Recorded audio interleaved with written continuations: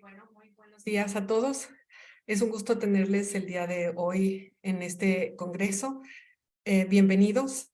El día de hoy estoy muy emocionada porque vamos a tener como conferencista a un gran amigo, el Dr.Hoby Wedler.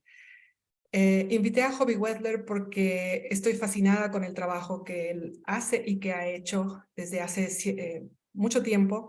Les voy a platicar un poco de Hoby.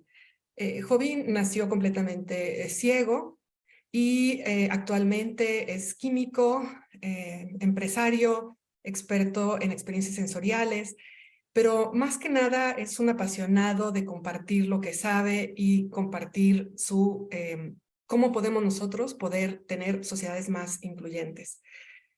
Hoby concluyó su doctorado en química orgánica desde el año 2016 en la Universidad de California, Davis. Pero desde el año 2011 fundó una organización sin fines de lucro, por medio de la cual estuvo haciendo talleres de ciencia para jóvenes con discapacidad visual en todo Norteamérica. En ese tiempo, él también empezó trabajando en un programa que se llamaba Probar en la Oscuridad, que tenía que ver con una experiencia de prueba de vinos con los ojos cerrados, en colaboración con la organización Francis Ford Coppola, también de Davis.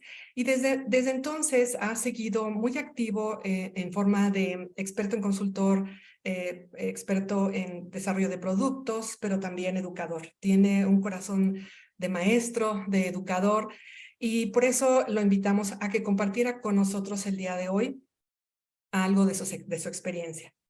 Quiero decir también que Hoby ha sido reconocido por el presidente Barack Obama como Champion of Change debido a todas sus actividades acerca de cómo mejorar las posibilidades de empleo y la educación para personas con discapacidad.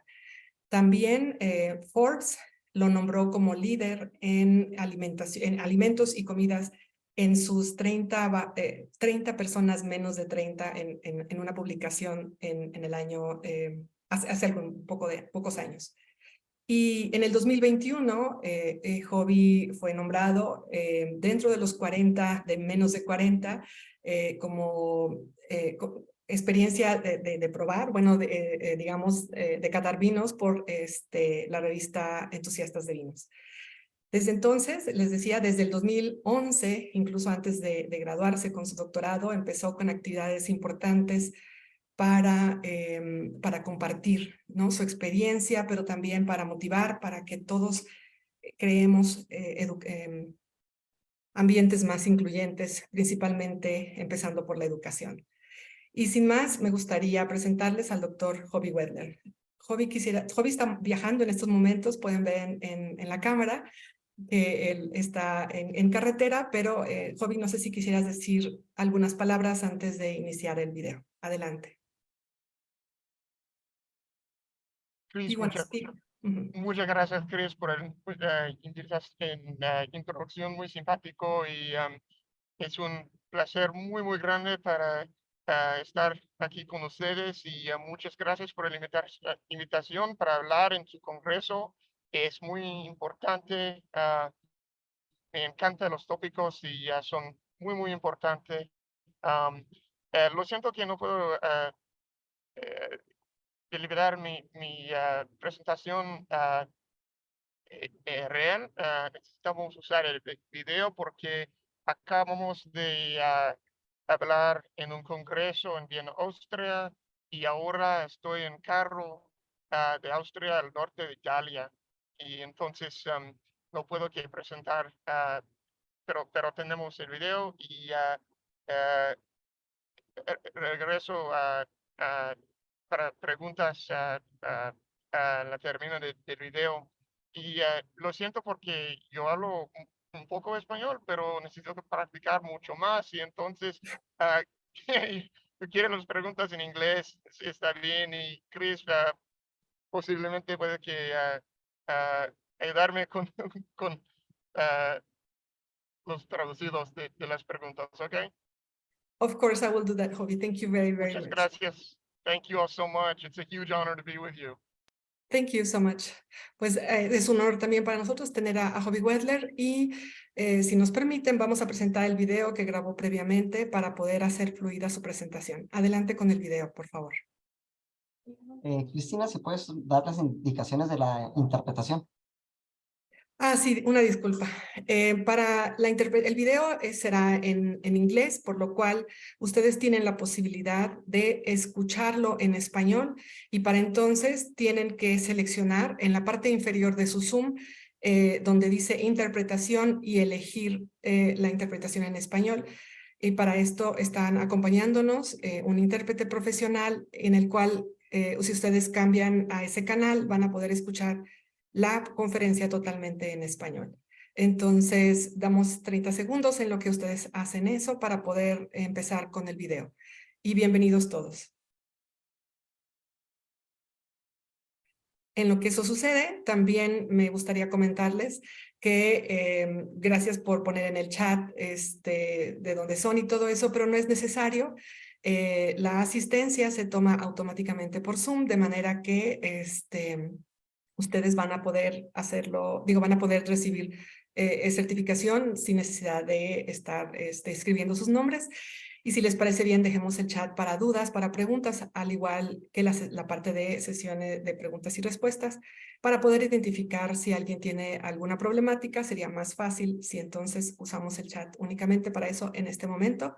Y al final, por supuesto, pueden hacer las preguntas por escrito, o vamos a dar espacio para que las hagan de viva voz. Muchísimas gracias por atender las recomendaciones. Adelante con el video.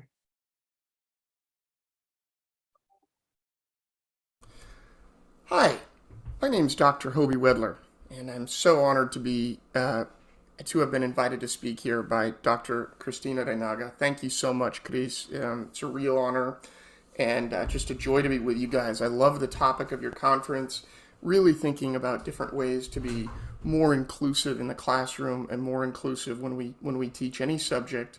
And today I'm going to talk to you a little bit about teaching science. I first want to thank you so much for letting me record this presentation on video, and please note that I will be available at the end of this presentation to answer any questions you might have.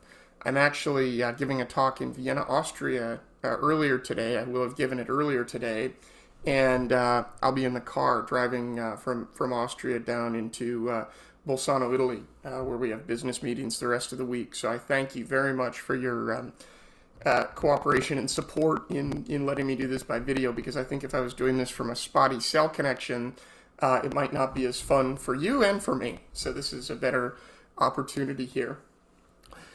I use the word unlocking students' potential through inclusive education very carefully, because I believe, and the theme of the remarks that I make today is essentially that by adopting inclusive practices when we teach, we are ultimately making education more available and more accessible to all our students, not just those of us who might learn differently. And before I get into more details on that, I just want to share a little bit of background about myself and how I came to where I am right now. I was born in California, and I was born completely blind. My parents are incredible people, and they did a lot of things that were truly wonderful for me and still are, but I'll highlight two of them here just so you can understand what I mean and where I'm coming from. The first one is being blind in a sighted world is a challenge, as you might imagine, and oftentimes there are low expectations of blind people. You know, anything we do is considered amazing sometimes. My parents never lowered the bar for me. They always had high expectations, and they expected me also to have high expectations of them. My brother, who's 2 years older and who's totally sighted, and I grew up with maybe a slightly different chores and different things that we were expected to do, but the level of expectation was unwaveringly the same for both of us. And that taught me to really embrace life and do whatever it was that I wanted to do. But, you know, I should expect the expectations are high. I should be expected to go to school to get my homework done. They were there to help, but it was expected that I would put in my part of the work as well. The second thing my parents did for both me and my brother that was incredibly valuable and something that I'm just always grateful to them for is they taught us to take responsibility for ourselves, our lives, and by doing that, take responsibility for our actions. They would tell us, hey, this life is your life, and you should do what you want with it. And if you succeed at something, you should get the credit for that success. And frankly, if you fail at something, you should be willing to take the blame. And one of the things that I see happening in education a lot, unfortunately, for a lot of our students who might be blind or otherwise disabled, is that they get a lot of help from aides and teaching assistants and this sort of thing. And then when they accomplish something really well, whether anyone admits it or not, we subconsciously know, and the student subconsciously knows as well, that they don't really deserve all the credit. You know, when I was growing up, I had friends who were blind who, said, oh, it's great having an aide because they just, they are willing to do the assignment for me. And to me, that's not good enough because you're not learning what level of gratification do you feel once that person, takes that on and does that assignment for you. So being able to take responsibility for ourselves, our actions, and our lives is super important. And I urge you in the classroom, in and outside the classroom, when interacting with your students, to give them the responsibility of doing well. And if they don't succeed at something, work with them and encourage them to make mistakes, because mistakes are how we learn. If we don't make mistakes, it's really hard to learn best behavior and good practices, right? So I'm a firm believer in making mistakes and learning from the mistakes that we make every step of the way. I fell in love with science, I think, early on. I actually fell in love with flavor in my kitchen, and that's sort of my beginnings into mixing things together and seeing how they turn out, which is sort of the origin of my work in chemistry. One of my chores was to make soups and stews that my parents would freeze and serve for weeknight dinners, or they would take them to work for their lunches for a more healthy option as opposed to going out to eat every day. So when I was 10 years old, they gave me for my birthday a 42-liter soup pot. That's a big pot, right? You make a lot of soup in there, and they said, this is your job. Have fun with it. Learn from it. And that's what I did. And I began to mix flavors and learn how different combinations of flavors worked well and didn't work and everything in the middle. And I really became an artist through flavor, aroma, and texture. So on one level, I'm a scientist, but I also love art and love designing my own experiences and products. And I'll tell you a little bit about that. I know this is about inclusion and education, but I just wanted to share that with you. My love for chemistry really flourished when I had an excellent chemistry instructor in high school. It's amazing how one teacher fairly early on in your career can really shape your dreams and your aspirations for your whole career, for what you do when you grow up, so to speak. My chemistry teacher in high school was amazing. She just was so encouraging, but there was one sort of minor issue that she and I had. She would tell the class every day, oh, chemistry is just incredible. You should study chemistry. You should think about, not having chemistry just be the boring prerequisite so that you can take the classes that you really think you want to take. But we live chemistry. We breathe it. We eat and drink it every day, right? So chemistry really it sort of describes the world around us. Now, when she would say that, the physicists didn't like that because physicists think their science is more fundamental than chemists, but that's okay. And then when I would ask her, hey, that was really inspirational to me. I actually do think I want to study chemistry in college. She would say, oh, it's going to be so hard. I know we have an assistant who's taken a class before you in lab, but how are you going to do the labs in college as a blind student? How are you going to succeed? And I said, I don't know yet. I really don't understand how this shouldn't be possible, but I don't know how I'm going to do it. I'm going to learn along the way, and I'm learning a lot in your class. And I thought, I've got to show her that blind people can do chemistry just as well as sighted people. And what I told her, I thought about it. I came up with a good thought of what I would tell her. And I remember the day like it was yesterday when I walked into her classroom on an early January morning before school started. It was the beginning of the second semester. It was cold outside. I knew she got to her classroom fairly early in the morning, so I showed up. Good enough she was there, which was lucky. And I went into her room and I said, I understand that you think chemistry is going to be challenging for me in college, but nobody can see atoms, right? Chemistry is a cerebral science, something we do in our mind. A lot of what we need to gain the tools to become better chemists is, unfortunately, presented visually, but the act and the art of figuring out the science and figuring out how things work is in our minds. And from that point forward, she became a total supporter and said, you know what, you will figure this out. You will find ways to make chemistry accessible to you in college. And that's exactly what I did. I attended undergraduate school at the University of California, Davis. I did study history, and I recruited lab assistants. Usually, not all the time, but usually people who had taken the course before me. And I would go to my instructors and explain that they had a blind student in class, and we would learn together. My motto is always, I will tell you how to teach a blind student if you will teach me chemistry. So it was always a collaborative environment that we created, not at all adversarial. And that is so important to me as a student, as someone who's advocating for myself, to make it joyful and fun for instructors to make education accessible to me and to make what they're teaching accessible to me. And that's what we did at Davis, and it worked out really, really well. Now, I was a nerd, and I thought I wanted to teach, at the college or university level, and I knew that involved graduate school, but I didn't want I didn't know how I would study chemistry in graduate school, and I didn't necessarily want someone to be looking over my shoulder as a lab assistant 14 hours a day, or however long we work in the science lab in graduate school. So I got a degree in United States history, which was a lot of fun as well. I also love history.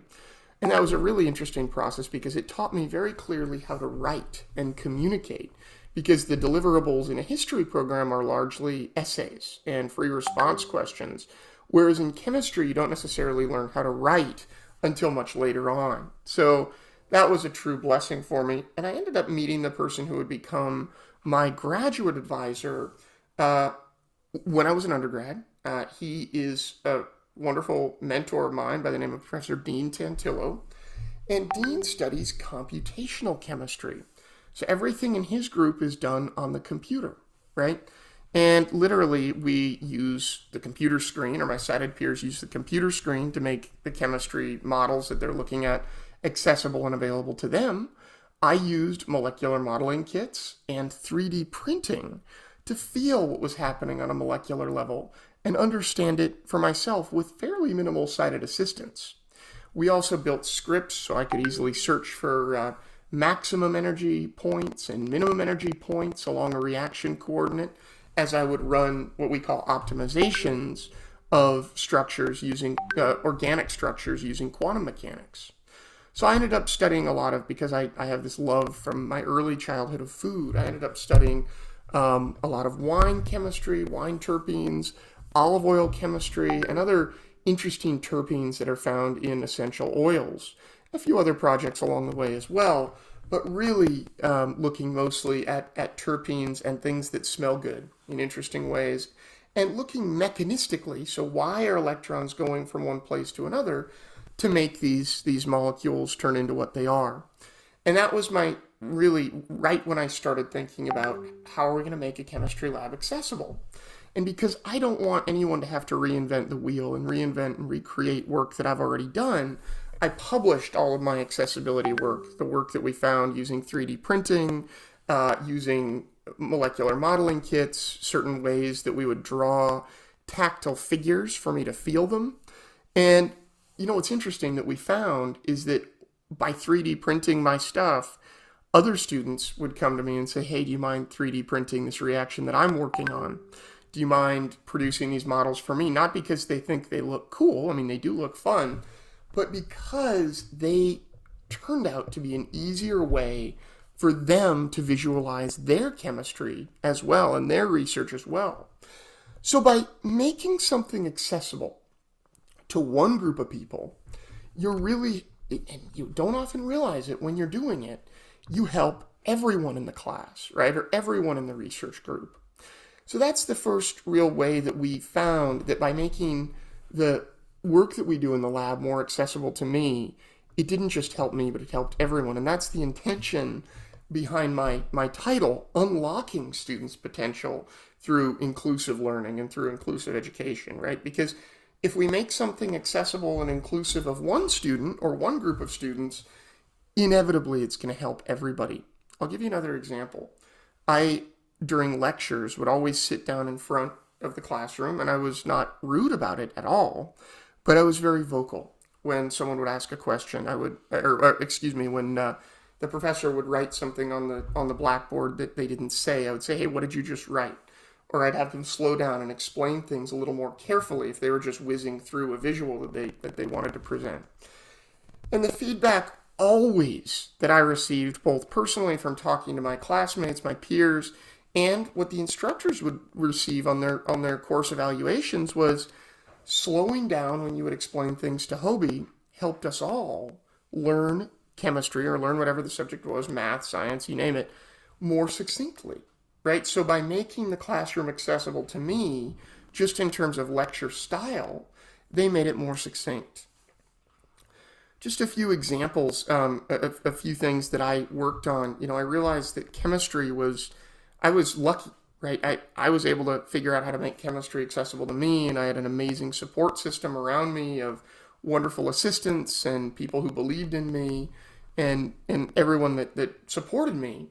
But I thought, there are so many blind high school and early college students around who are not, even in the United States, who are not given this amount of support, and maybe have been told that they can't study science, that science is too visual.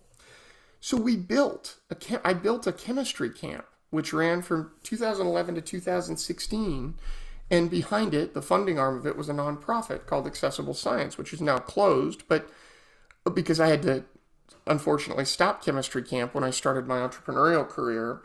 But at chemistry camp, we really made science accessible to our students through hands-on lab experiments where students would form esters. They're little molecules called esters that are what make fruit smell delicious in the way that fruit smells good.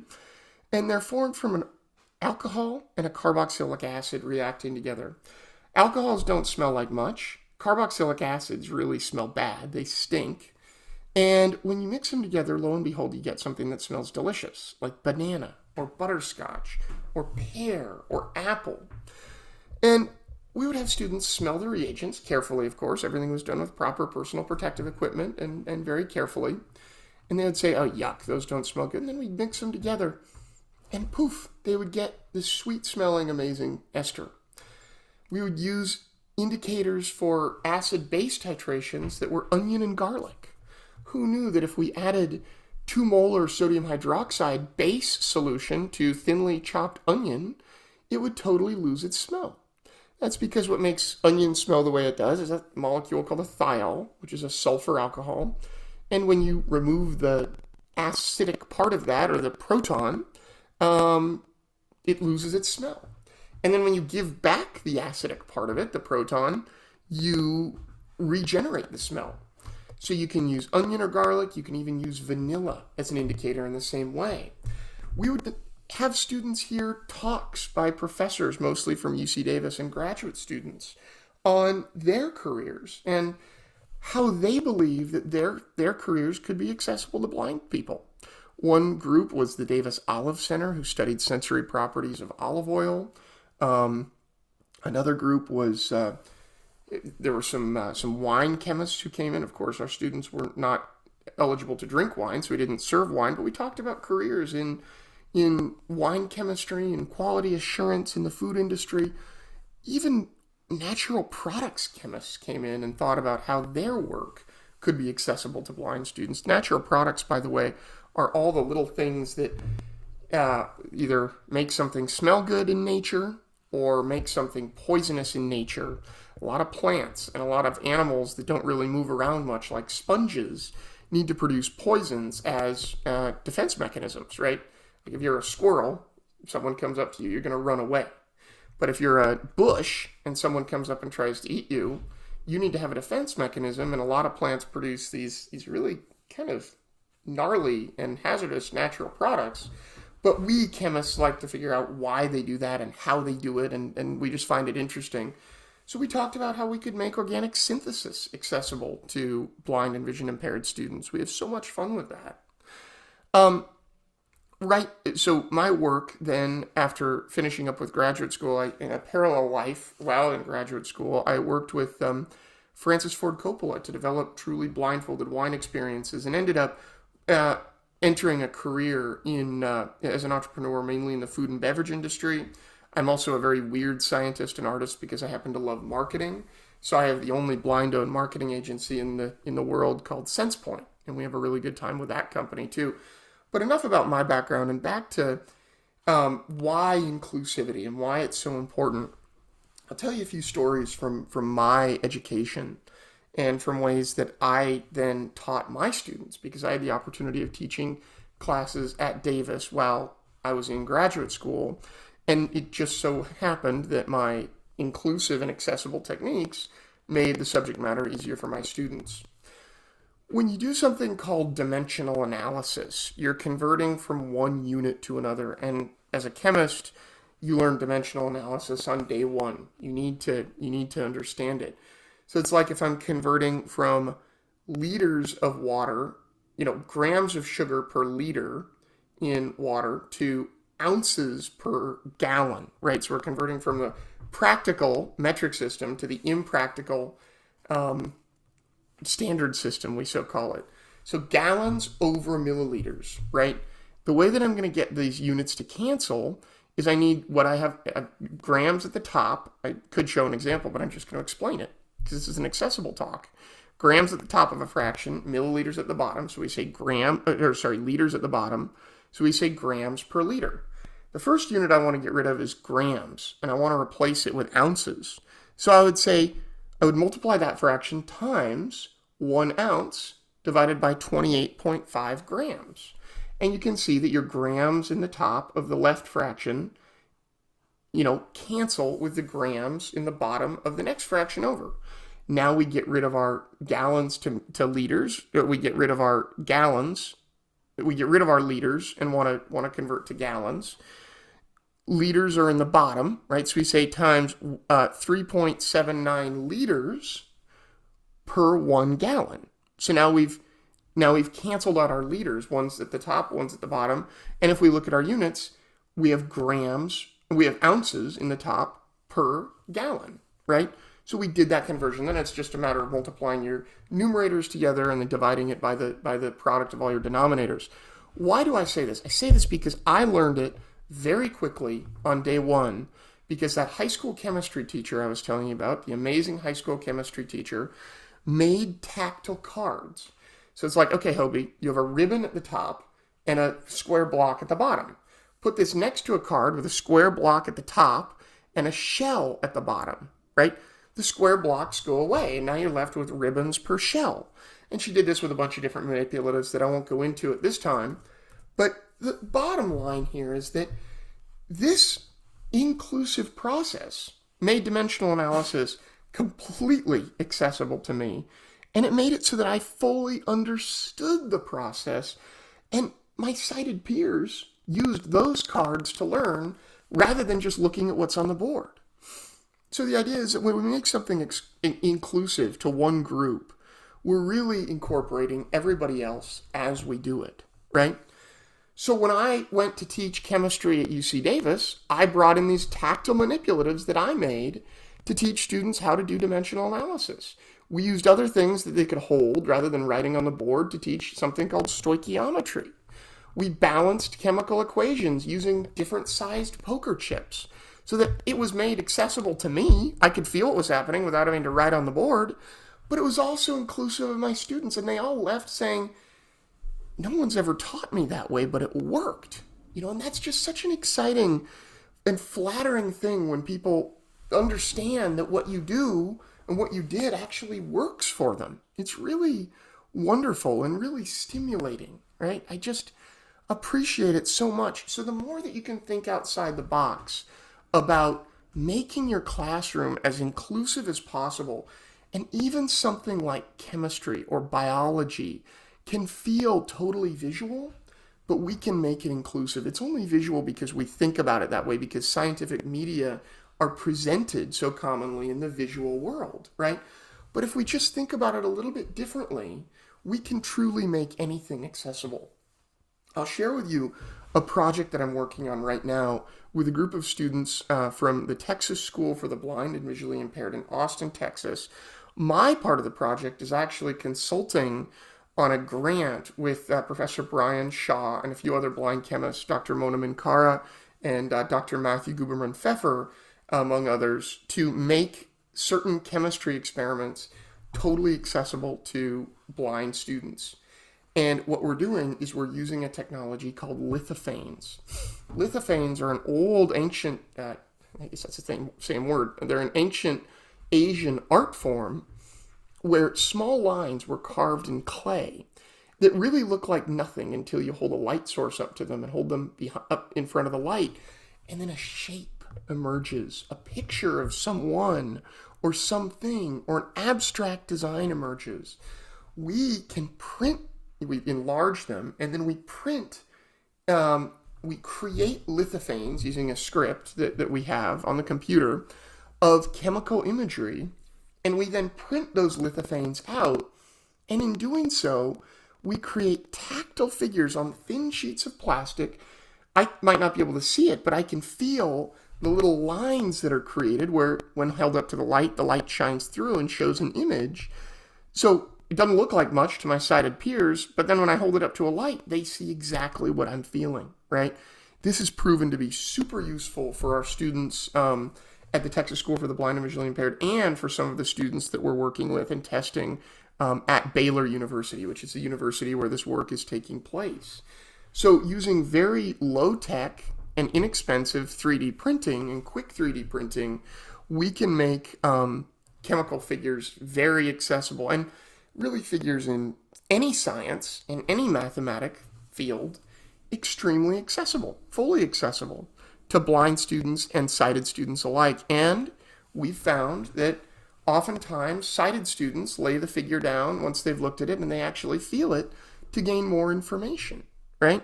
So we just published a Science Advances paper on that is a really fun one, and I can send it to anyone who's interested. We also are working on a robot, this is very exciting, that literally does chemistry for us. So we sit at a computer interface and tell the robot what to weigh out, where to put it, and it's more precise than any human could be, and does the chemistry from the safety of our desk at our computer, right? So yes, it's making experimental chemistry, lab-based chemistry accessible to blind people, but it's not excluding sighted people. This is a safer way for everybody to do chemistry. So by helping one group, we're really helping so many others flourish with what they do. I want to leave you with a few thoughts here about just helping our students succeed and helping them thrive in any way we can. Don't be shy when thinking about how to make the classroom more inclusive. Ask your students what they need when you're working on it, and they will tell you. And if they don't know, it takes a little bit of extra time, but I urge you to think with them, not for them, but with them, about what techniques would be best for them, what they need, etc., to not only survive, but thrive in your classroom. If you have a student who might be dyslexic, look at ways to present your lecture materials that might not be so visual, that might not require them to read, right? If your student is autistic, there are plenty of ways to make your classroom more inclusive to them, which I'm not an expert in, so I won't speak to today, but I guarantee they'll make the classroom more accessible to everyone else and inclusive to everyone else as well. An example of this is the wheelchair ramp, or curb cut, which was developed in Berkeley, California in the 1970s, who is often called the father of the disability civil rights movement. and disability rights movement overall is a man by the name of Ed Roberts. And Mr. Roberts was in a wheelchair, and he attended school at Berkeley. He had a few friends in wheelchairs who called themselves the Rolling Squad. And every week they would roll down to the mayor's office at City Hall in Berkeley and say to the mayor, look, we're tired of having to sit on street corners waiting for people to come by and literally lift us down to the street level to cross and then back up onto the sidewalk. We don't want to be a nuisance on people. We can put in simple ramps and help so many people. And not just those of us in wheelchairs. And the mayor would grumble every week and say, guys, I told you, you're too small of a group here in Berkeley. We don't have that much money. We're not going to do it. And eventually he said, okay, you know what? We're going to give this a try. And in the city of Berkeley, they installed wheelchair ramps at every intersection. And it was amazing because the number of people who used them who were not in wheelchairs greatly outnumbered the people who were in wheelchairs.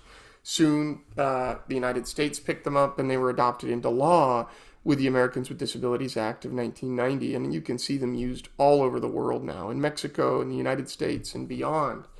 And my point here is that one thing to make life more inclusive to one tiny group actually made life more inclusive and more accessible to so many of us. Think about when you're pushing a stroller. I don't know what we used to do before we had curb cuts there. When you're pulling a suitcase on wheels, when you're riding your bicycle, when you're on roller skates, whatever the case may be. A study that I read recently said that the number of people who are in wheelchairs, who use wheelchair ramps, maybe 1.5% of the total people who use them every day, right? So by thinking about one group, we're really making life and education, well, yes, everything, so accessible and inclusive to everybody. That's the point. We unlock potentials here using inclusivity and an inclusive mindset. Here are my 5 mindsets that I adopt to be totally inclusive and to overcome any challenge and be successful. The first is to not compare yourself to others. When I was in undergraduate school, I had a couple of students. I was near the top of the class in organic chemistry, but I had a couple of students who would always score better than me on tests, and I made the mistake of comparing myself to them and always just feeling like I wasn't good enough, right? Until I realized, what am I doing? Why am I comparing myself to these other people? That doesn't make any sense. So if we compare ourselves and we think we're worse than someone, that makes us feel horrible about ourselves. If we think that we're better than someone, we look cocky, right? We don't want to do that. The next is just to believe in ourselves. If we don't believe in ourselves and the work that we can do, it's hard to be successful, right? And I think when we're thinking about making an inclusive classroom, we need to believe that it's possible. The third is to break any challenge into bite-sized challenges. Take a huge challenge and break it down into little steps, right? You can't climb Mount Everest, the tallest mountain in the world, by taking one giant step from the bottom to the top, right? It'd be nice if we could, but we have to walk up it slowly and get acclimatized, and it takes time, right? That's why we take it one step at a time. My PhD was a challenge like this that I thought about, saw a huge mountain in front of me. I thought, how am I going to get up here? And we figured it out. One assignment, one research project at a time, right? So if you feel like a little bit daunted by making your classroom accessible and inclusive, take it one step at a time. And the students will be so supportive of you. They want to learn from you, but you can also learn from them what they need. Be consistent. If you start thinking about an inclusive classroom and an inclusive mindset, keep it that way all the way through your teaching, and it'll make it so much easier. Consistency. And the last one, I said this before, make mistakes and don't be afraid to fail, right? If we let ourselves do things that aren't necessarily correct, we learn what not to do. And you can take that right into the classroom with you and use it in your teaching practices every day. Finally, I just, every step of the way, like to remind myself of the wonderful mentors I've had in my life. Mentors are people for us who see a future before we necessarily see that future for ourselves. And we as teachers are such strong mentors for our students. So try to look within your student and find out their pathway and help them reach that potential that maybe they don't even think is possible to reach. Think about your mentors. Why not just think why not only think about it for your students? Think about your mentors, the people who saw a future in you before you saw that future in yourself. If they're still with us, thank your mentors. Thank them today. Thank them tomorrow. Thank them 20 years from now. And whenever you think of it, right? Because these are the people who helped us get to where we are and excel in the work that we all do, that we appreciate so much. A positive mindset makes anything possible. Believe whatever it is you're doing, you can do. And it might seem really daunting, but you can get through it. Let's work together, one classroom at a time, to make education more inclusive and unlock our students' true potential and be those great mentors for them through making our classrooms more inclusive and more accessible and, quite frankly, more inviting to our students. Don't be strangers. Christina can give you my contact information. I can be reached at Hoby at hobywedler.com. That's Hoby at HOBYWEDLER.com. Thank you so much for your time, and I really look forward to your questions. Gracias.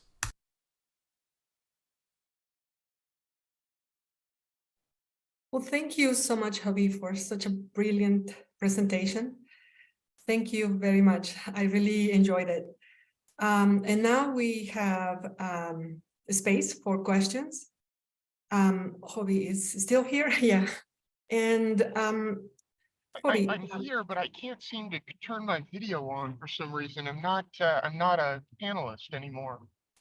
don't worry, we can hear you perfectly. So Okay. can you, okay, we have two questions that are here on the question and answer chat. I'm going to read the first one for you. One from Veronica Vituro. Now you have your camera on. Thank you. Awesome. Veronica Vituro asks, so listening to you, I wonder if you consider it was more than you did on your education about adaptation by yourself than what the system could have made for you. I think people often talk about inclusion, but it's really more adaptation on the system, what students have to do. Can you tell us? Mm-hmm. Yeah, that's a really good question, Veronica. Thank you so much. I think the bottom line here is that, if I'm understanding your question correctly, is it inclusion that we're offering, or is it a limitation on the system? And what I would say is the reason I had such a positive experience is largely due to the fact that I really stepped in and advocated for myself and was not afraid to tell people in a nice way, but a very meaningful way, what was best for me. And I think that that's something we have to encourage in our students who might have some special education needs, is they need to, if at all possible, be able to really speak for themselves and advocate for themselves, because, it's 100% thought that this should be done for them in kindergarten through 12th grade, but I think often it isn't. And if we can, the sooner that we can teach them how to advocate for themselves, the better it will be for them overall going through school and going through life as a whole. I don't know if I answered your question quite right. I'm trying to really figure out and parse exactly what you meant with your question, but I hope I gave it a reasonable answer. Thank you, Hoby. Yeah, I agree with you. This is part of the unlocking potential also from, themselves. Sure. And thank you very much. There is another comment and a question from Adrián Arellán Espino. He says, very interesting your talk. The question will be how to reach accessibility for education in Mexico, because I understand that you have been your own acting person in your education professional. Mm-hmm. Thank you. Greetings from Mexico. Well, thank you so much. It's a brilliant question, and I think that this is a great question and a wonderful topic to take on. And I think that the sooner that we can help instructors learn what is possible for their students and help their students really speak for themselves and advocate for themselves as much as possible, they will be able to thrive. And I unfortunately think that a lot of that, I have a lot of family in Mexico, and I understand the uh, the system for special education, and that a lot of parents maybe don't hold the high expectations for students who are disabled as maybe they could. I think we as educators, and it doesn't have to be hard, we can take that on ourselves in terms of saying, hey, I've got a student who has different ways of learning. Let me help them learn to the best of their ability, even if it's bringing in very low tech uh, things they can hold and feel and use to make the what you're teaching more accessible. I think the better it can be. A lot of people hear about inclusivity and making things accessible, and they think, oh no, it's expensive, it's a lot of technology. I did talk a little bit about 3D printing, but we can also do things, with cotton balls and toothpicks, and we can do things. We can build models of chemical structures that are very simple. We can use it, really, things like as simple as onion and garlic to, as indicators for titrations. Everything is possible, and I think what you need to do as educators, and it does put a lot on your shoulders in Mexico and other countries that are developing in terms of their parental understanding of what is possible for their children with disabilities. You have to take that role of being the advocate and being the one to say, hey, you can do this, and you have the high expectations of your students that maybe their parents or their families don't have. I think that's going to be the easiest and best way to go about it. And let me just tell you that if there's any way that I can help each and every one of you with making education more inclusive and accessible to every group in Mexico, across all ages, I would love to help out. You have my website. Don't be strangers at all. Excellent, Hoby. Yes, I already shared your website. Thank you so much. There are lots of questions, so I'm going to read next one. Jorge Burciaga Montoya wants to congratulate you. He says, thank you so much for your talk. Very personal and professional. I love your idea of being inclusive, helps everyone in the class. My question is, how do you work with others to continue being inclusive? In a networking way of work? Yeah, that's a great question. Thank you, Jorge. I always try to empower people who I work with to make whatever it is they're doing as inclusive and as welcoming as possible. So, today we presented a really exciting talk about artificial intelligence and creating experiences. And one of my biggest points there was that if we don't create experiences that are inclusive and accessible, they're not going to be enjoyed by anyone. So we have to make sure that we think of that, making them not accessible. I mean, in a very loose way, not accessible to people who can't see, like myself necessarily, but approachable and accessible to anyone who partakes. And that's how I like to make things inclusive every step of the way in my network. Is just always thinking about general accessibility. Thank you very much. There are other people who wants to thank you for sharing your knowledge, and because they have opened their eyes and they make them reflect in themselves in their practice. Oh, well, thank you, and don't be strangers. Reach out anytime. Of course, thank you. Now, there are some more questions. One of them, Claudia Castro would like to know what motivates you to be more autonomous in your job. There is another one from Gaile Almonte asking about virtuality. How can they be more inclusive? And then I'm going to keep reading, but just feel free to go ahead and answer. Thank you. Yeah, no, I what motivates me, if I can take everything on as a challenge and apply those 5 mindsets to it, break it up into smaller challenges, don't get too stressed out, that motivates me. And do I find myself feeling down and feeling negative sometimes? Well, absolutely. I'm human. Thank you, Hoby. There are more and more congratulations. You have a lot of respect and praise to you and your talk. There's another question from Brenda Stefania. She says, like, what percentage do you think chemistry has been experimental? In terms of experimental versus computational, I'd say probably about 90% of chemistry is experimental, maybe 80%, and the other 20% is computational. But even though there's a fair amount of computational work done, there are not very many of us blind people who have. Thank you, Hoby. Irais Montserrat Santillán asks, what attitudes would you have liked your teachers in higher education to have when you approach them? And what advice would you give higher education teachers if they want to promote more inclusive classrooms for everyone?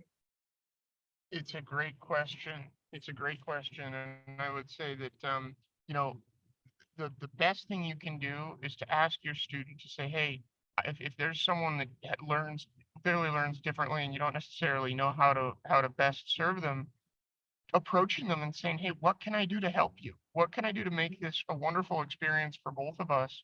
It takes a little more time and gives us a little more of a challenge, just like we're saying, and it's a little bit harder, but I think it's the best way to do this. I had one higher education teacher who was a turkey and didn't want to make anything accessible and just didn't want me in the class. And that's one person out of probably 50 classes I've taken. And the whole reason that I didn't have nearly the trouble that a lot of my blind colleagues had, I think is because I just have a really positive attitude. I would go in and say, hey, we're doing this together. We're on this journey together. And if your student doesn't necessarily know how to do that, encourage them to feel welcome and that you guys are doing this together and that it's a journey. Excellent. That's an attitude. We're in this together is really important. Hoby, thank you. Thank you. Lucia del Carmen says, what's most important that the tutor or professor has to have in order for the other person to believe in themselves? You just have to be confident, open-minded, and willing to be that mentor and to take the extra time with a student to see the future before they necessarily see it for themselves and help not push them or shove them in a direction, but rather gently guide them in a direction that you think is right for them. And I wouldn't have been able to do anything that I've been able to do if it wasn't for mentors and tutors and people who saw these opportunities for me before I saw them for myself. Thanks, Hoby. I'm just going to pick a few more because, again, there are a lot and lots of them are congratulating you. Thank you, One everybody, so person, much. Mario Perez, wants to ask, what would you do suggestions for making directions or directives or administrators to be more inclusive at college? What would Yeah, you say to them? that's a really hard question, and it takes what I would call a pretty strong paradigm shift to make happen. What I think is the most important thing is to just talk about what you do, really embrace it. It all starts with you. So if you can start something yourself and then go to the administration and say, hey, I was able to make a chemistry class very inclusive to someone who had a hard time using their hands, or to someone who was in a wheelchair, or someone who's blind, here's what I did. I think we should develop a policy to do this within our college or university. Boy, that has so much behind it when someone can say that and mean it, and the university can take steps, because it all starts with us. We can say all the time, oh, I heard this talk, and I think we should try to be more inclusive. You can say that and it might work, but the best way to make it always work is to start with yourself and then show the success. Excellent. And if I can help you start on your own track to that level of inclusiveness, just let me know. Thank you so much, Hoby. Now, one more asks, as a student with disabilities, did you ever feel rejected or, vulnerable in your rights to education? Definitely. I felt oftentimes like, boy, why are my sighted peers able to do this stuff so much easier and so much faster than me? I really didn't necessarily deserve this. Yes, I definitely felt that way, but I was able to overcome because my parents had those super high expectations. And when I would come home saying, well, poor me, they'd say, poor you, get out there and get it done. Sorry, but this is life, and you got to deal with what you got. And that was so inspiring for me and really got me out of feeling sorry for myself. Thank you, Hoby. I'm just gonna, I'm going through the questions. Some of them have been answered with what other people have asked. Angeles Guzman asks, is there any digital information or material that you can suggest so the teachers can actually share with their students at college? I'm not sure if that question goes with, you know, in an inclusive environment or for a particular, like chemistry, for example, or I wrote just some use in papers general. that I can share with you, Chris, and you can absolutely share them with this whole group over email.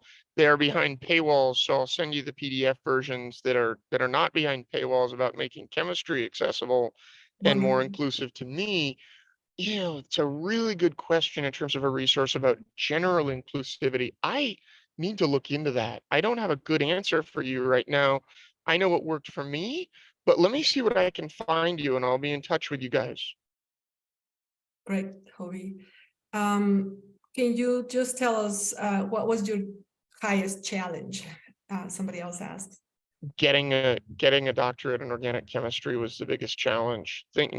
Thinking about it and feeling so scared of it and daunted by it, but having my graduate advisor, who was my mentor, say, "Hey, you can do this," and then stepping into the lab and actually doing it was I had to break that down into tiny little challenges because it wouldn't have been doable. Thinking about it on the first day was just too much. I couldn't do it. And, you know, I'm happy I did it. There are not very many of us. There are 4 practicing PhD blind chemists right now in the United States. I don't know how many in the world, but it's a lot of work, but I'm so glad that I did it. Of course. We are very happy that you did it too, because you're setting an example that it really motivates people to do that. Oh, I'm so glad. This is such a joy to be with you all. One last question, and maybe this is related to something we have just mentioned. Gilbert Andres Martinez says, buenos dias, good morning, Dr. Hoby. How to break those existing barriers in society when they minimize or reduce you to the point that you don't want to study anymore or you don't believe in yourself? It's all about people in these students' lives who truly believe in them. So my parents I feel very blessed and very lucky that I was born to people who just pushed me out there and said, "You are going to do this and we are going to support you, but we're going to be very tough along the way." Effort. You have